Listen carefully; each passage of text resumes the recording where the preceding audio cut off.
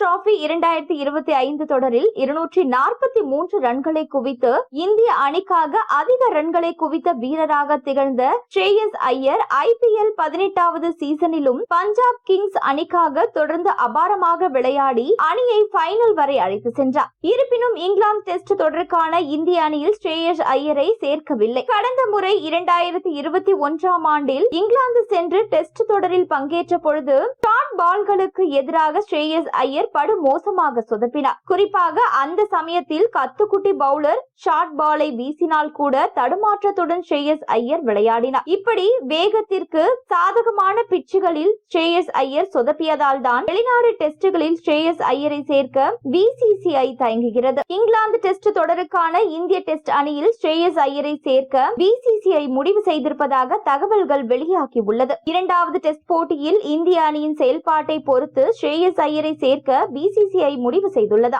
இரண்டாவது டெஸ்ட் போட்டியில் சாய் சுதர்ஷன், கருண் நாயர் போன்றோர்கள் சிறப்பாக செயல்படவில்லை என்றால் மிடில் வரிசையை பலப்படுத்துவதற்காக ஸ்ரேயஸ் ஐயரை சேர்க்க முடிவு செய்துள்ளனர்.